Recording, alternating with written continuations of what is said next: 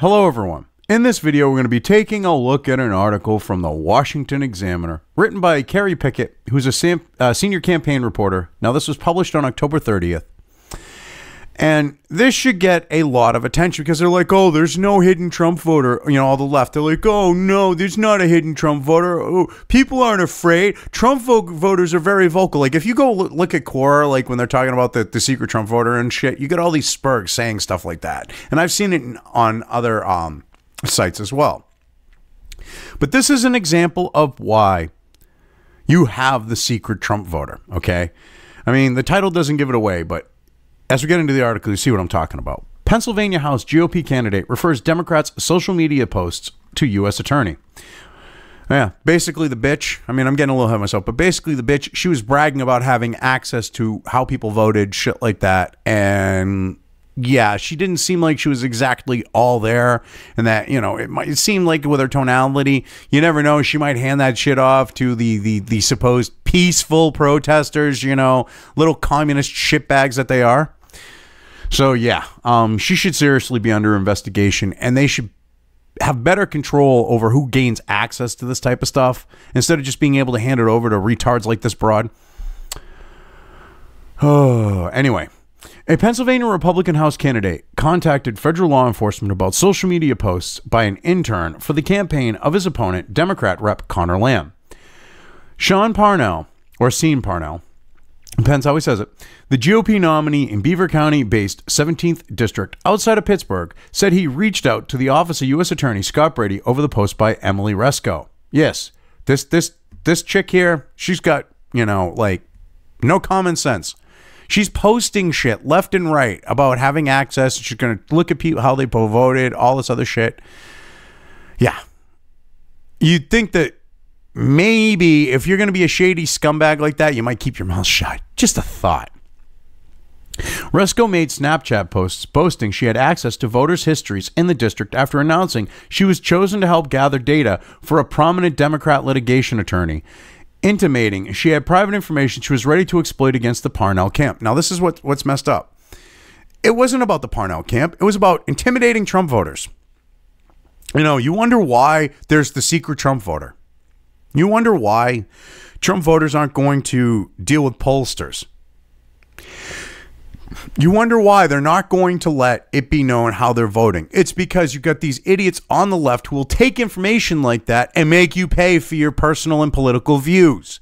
Okay? Do you think cancel culture stops at social media? No, they want to destroy your lives. All right? And if it means ending it, they'll do it. They don't give a shit. These people think that they're revolutionaries. They're just soy boy thugs and like masculine fucking ugly women, for the most part, who think that they're going to change the world and force people to pay for them to sit on their asses so that they can collect free shit. And they see Trump supporters and Trump as an obstacle to that. You don't think that they're going to resort to violence when they've been resorting to it? Beating people in the streets?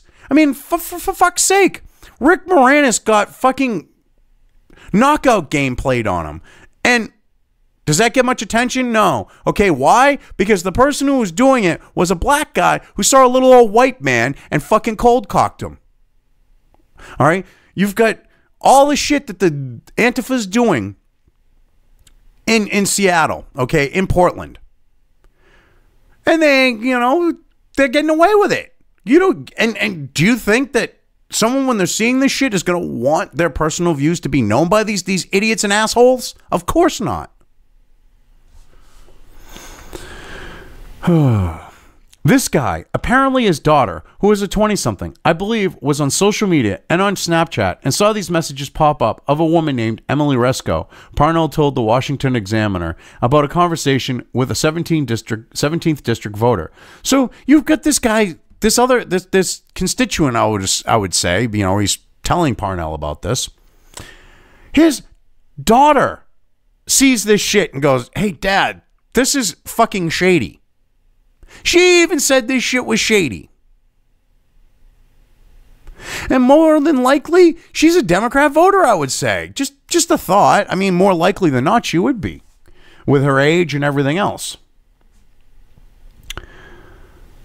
According to Resko's LinkedIn page, she is a first-year law student at Duquesne University. Duquesne? I'm butchering that. But anyway, Duquesne University. Resko is also an intern for the re-election campaign of Lamb. Yeah, she honestly thought, hey, this is going to look good on my resume. Maybe not. She's an idiot. Resko ain't that bright. And she's studying to be a lawyer. That's what's even scarier about that.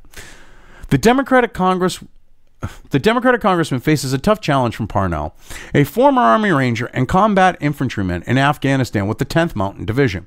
The district has a narrow Republican lean and is also being hotly contested by President Trump and Democratic nominee Joe Biden. Yeah, because this is one of those ones where Joe Biden is shitting himself. They're realizing they're not going to get the votes that they have.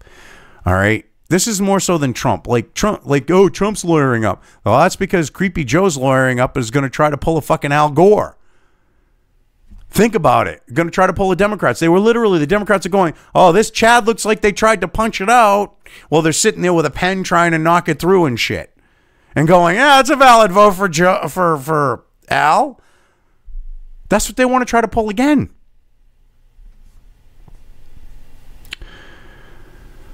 So they need to lawyer up. Parnell recently filed a successful lawsuit challenging the procedures for the handling of 28,000 ballots in Allegheny County, which county officials called a waste of time that resulted in no substantive changes. Yeah, the county officials said that because they don't want to look like they got caught with their hands in the cookie jar or their pants down. They don't want to seem like that. But that's what happened. They lost this and they got to try to fucking save face. Oh, it really didn't do much. It stopped you from being shady fuckers. That's what it did. Why don't you be honest about it? It stopped you from being sleazy, scummy, shady fucks. A little honesty, please. You people are disgusting. Parnell said that Resko was later redirected from Lamb's campaign to work for a Democratic election lawyer on Lamb's countersuit. Resko announced her job with the attorney on Snapchat.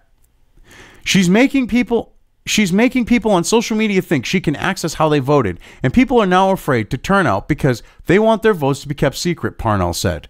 Especially in an age of doxing and people getting fired for supporting Trump, this is part of the reason why the polls aren't accurate. Yeah, it's also the fact that you've got them intentionally oversampling Democrats. You've got like 54% Democrat, 25% Republican, and 25% independent. What the fuck do you expect is going to be the results of those polls when you've got numbers like that? And I'm not saying all like that, but there have been more than a few where they've got 50% Democrat, and then the other 50% is made up of fucking Republicans and independents. And then they go, Joe Biden's got it in the bag, which is exactly what they did with Hillary Clinton. And the thing is, yes, it was a thing for intimidation. I don't know how many people are going to be scared because the thing is if she's already outed you, you're screwed any which way. So you're still going to go and vote. It's the lingering threat, okay, that some people might fear, but a lot of people are just going to be like, well, you know what? I got to stop this retarded shit. And they'll be willing to take a risk. Not all, and it's going to stop some, but it's not, I don't think, going to be the level that Parnell is saying here, or he's trying to imply at least. There's going to be some people who are afraid, definitely. But I think we're at a point where when you've got them looting in the streets and they're looking at like voting records and shit, and Trump supporters are getting stuff sent to their house. This doesn't get really reported on. You get Trump supporters getting stuff sent to their house saying, yeah, we know you're a Trump supporter. Come election day, we're going to fuck your shit up. But some bullshit emails from fucking Iran that are supposedly supposed to be from the Proud Boys, that gets major friggin' coverage until they look like idiots pushing that shit. But they don't talk about the threats, the credible threats that have been made on Trump supporters. I find it funny that this double standard is going on, and it hasn't caused the legacy media to destroy themselves at this point. I mean, they've got to be propped up somehow, because there's no way financially when you're operating that way you can be a successful business. Someone has to be supporting your ass. In a Snapchat, Resco shows an image of a tweet by a litigation attorney referring to Lamb's countersuit filed by House Democrats' campaign arm, excuse me, and the Lamb campaign to intervene against a Republican effort to allow poll watching at satellite early voting sites and unlawfully challenge 28,000 ballots. Now, this is the thing. They don't want people to watch the poll places because the people that they've got there are doing shady stuff. If they've got an issue with transparency, which that would be transparency, then they've got something shady going on. Really. It's that simple. If they have a problem with someone just standing there making sure the shit's legit, they're worried that they're going to get caught. All right. And they say unlawfully challenged 28,000 ballots. It isn't all right. They're not unlawfully challenging 28,000 ballots. These ballots are questionable. They deserve to be challenged. This is them just rubber stamping this shit and saying, oh yeah, they're valid, they're valid, they're valid, they're valid. And now that there's question about them, they want to have them looked into. Oh, nothing to see here. I mean, this is the mentality of these idiots, and they think people are stupid and they're just going to buy into this shit. Resco's comments on a tweet by the attorney saying, so how about because of my internship, me and this other boy were picked tonight to literally be assistants under the lawyer on this potential case. Now, this exposes her mental age. When she's referring to another law student as a boy, she's mentally that of a teenager at best. Just saying, because if you can't refer to a 20-something as, a guy or a man, it's because you are mentally, when it comes to maturity, stunted. Plain and simple. Oh, God. I'm so fucking excited. Fucking Parnell and his voter suppression, she continued. I literally get to gather data for this case. This is amazing. I'm excited.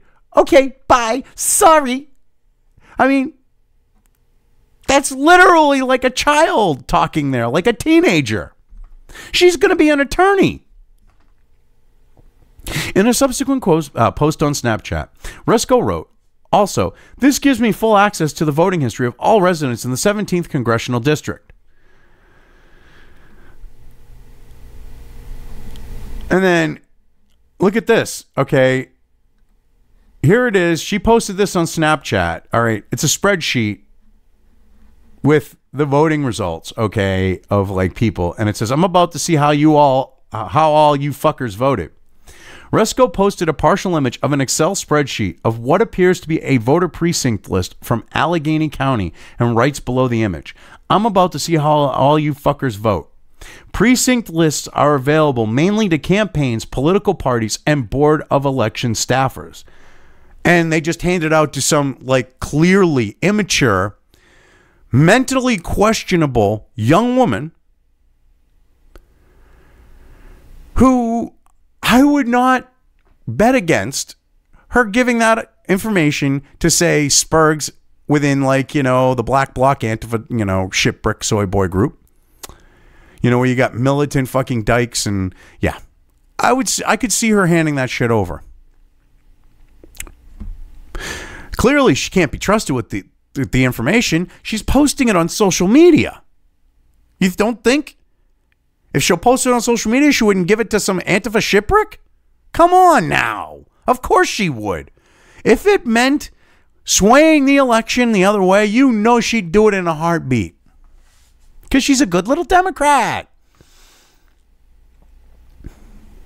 I mean, this is ridiculous. Resco did not respond to a request for comment through a LinkedIn page.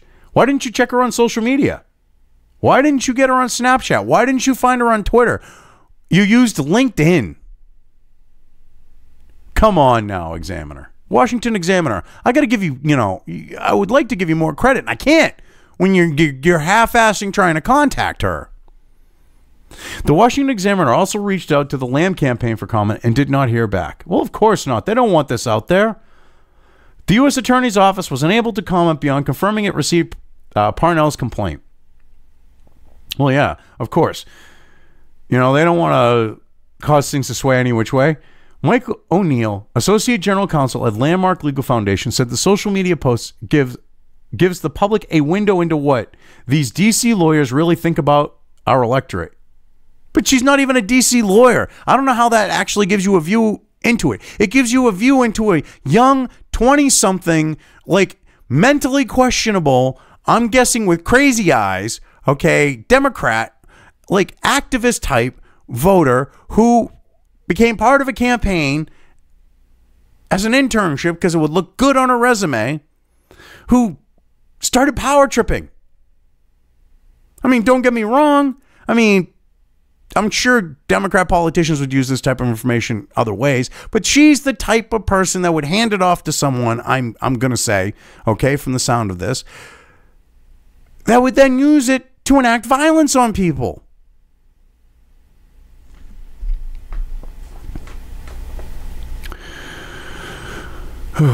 Anyway, let's get through the last part here. O'Neill added, while these voting lists are most likely lawfully obtained, individuals who are granted access to this information must exercise discretion and restraint when analyzing the data.